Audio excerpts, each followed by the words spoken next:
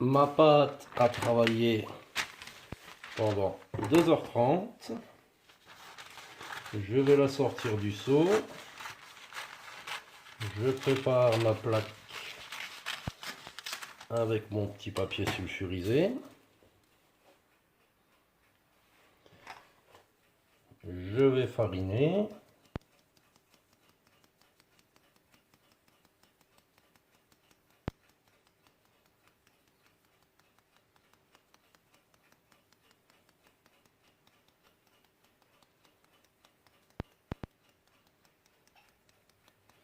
Et maintenant, je vais sortir ma pâte de son seau.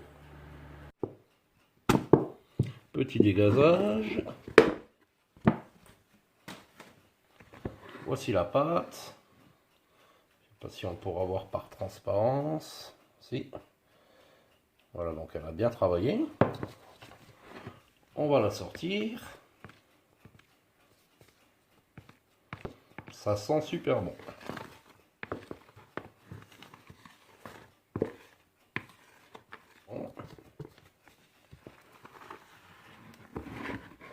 Et voilà. Donc il reste pas grand chose. Je vais récupérer le petit bout qu'il y a là.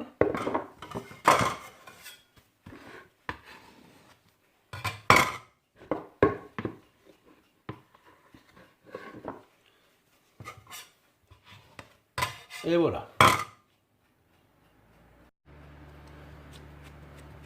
Elle ne colle pas du tout. Je vais commencer à la travailler. On verra bien si j'ai besoin de fariner. Je vais lui donner une forme en longueur.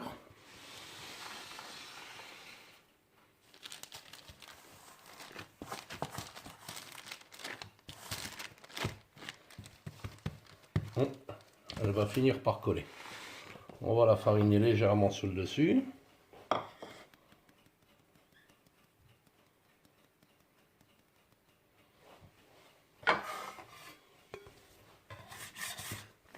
En dessous également.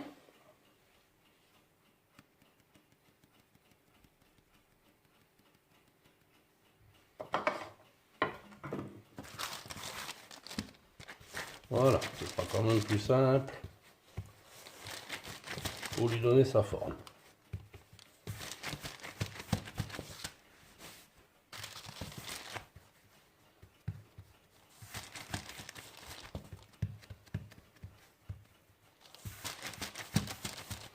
Pas toujours facile d'être régulier.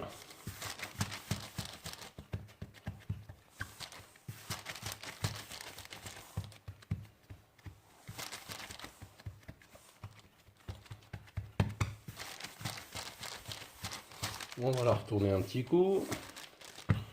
C'est bon.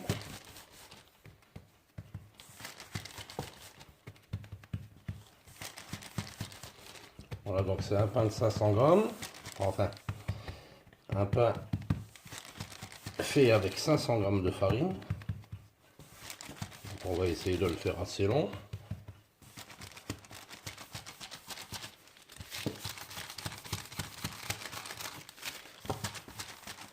Voilà, au niveau de la longueur, c'est pas mal. Je vais le poser immédiatement sur son sulfure.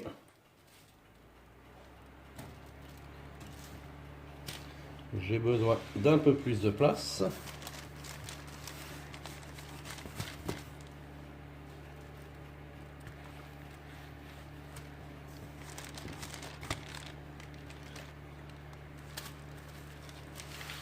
Voilà qui est fait. Hop. Je vais essayer de ne pas faire tomber la caméra. Voilà, c'est pas mal. Je vais le recouvrir. Alors aujourd'hui j'ai un peu plus de temps. Je ne vais pas mettre le four en route tout de suite. Je vais laisser reposer ma pâte un peu plus longtemps. Une petite demi-heure comme ça. Et ensuite je mettrai mon four en route pour un préchauffage d'à peu près 25 minutes. Et on enfournera. Je devais m'absenter 30 minutes pour aller donner un coup de main à un copain. Et finalement, je suis de retour 2 heures après. Donc ma pâte, ça fait 2 heures qu'elle est là en dessous.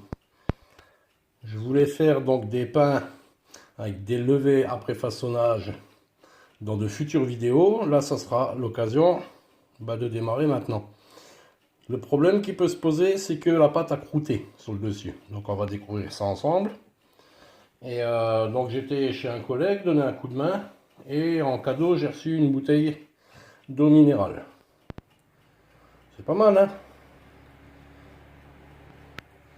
Bon, voilà, hein. C'est bon pour la santé. Allez, on va découvrir ensemble ce qui se cache là-dessous. Par précaution, j'avais mis quand même 2 tissus. J'espère que le pain n'a pas croûté. Oula, on dirait bien que si. Apparemment, ça pourra aller. Hein, donc je répète, en général, je ne fais pas de long repos après façonnage. Parce que j'avais réservé ça à des futures vidéos.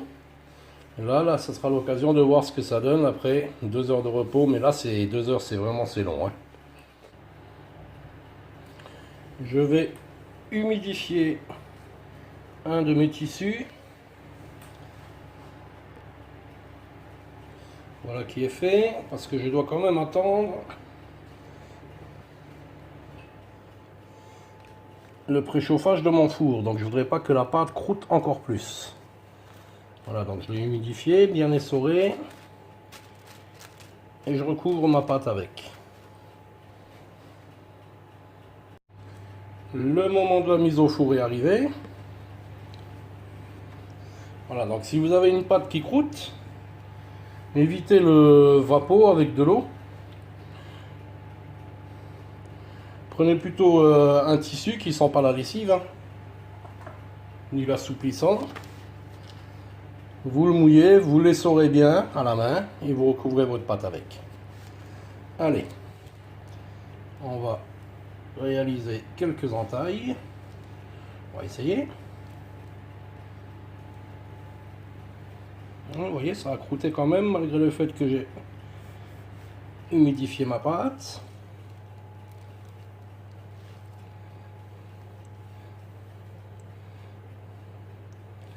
J'ai un couteau qui coupe très bien et pourtant vous voyez j'ai du mal à ouvrir, hein. C'est pas grave, on va y arriver.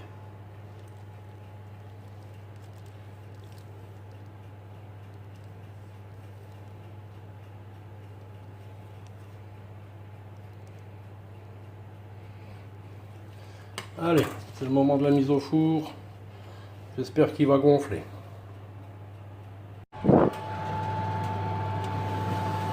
22 minutes de cuisson.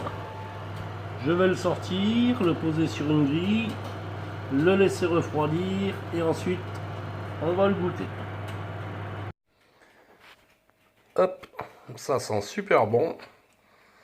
On va attendre au moins 1 heure avant de le couper. Voilà, après 1 heure de refroidissement.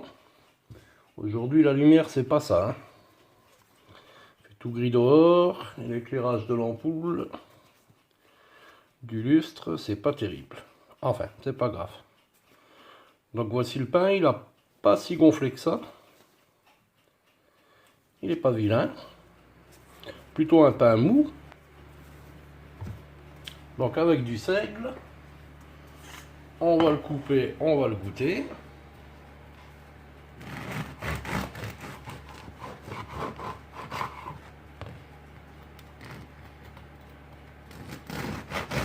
Ça sent très très bon.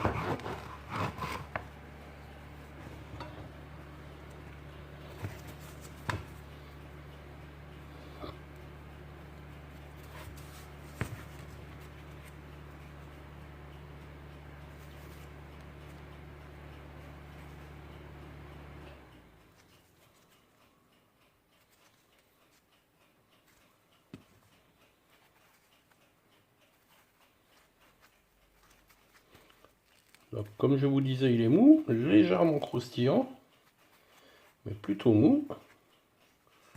On va goûter. Je suis désolé, ça donne une lumière un peu jaune.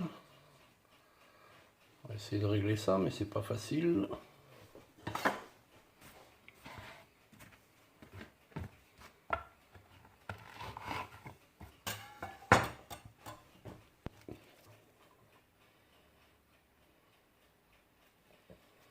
Du mal à zoomer. Voilà.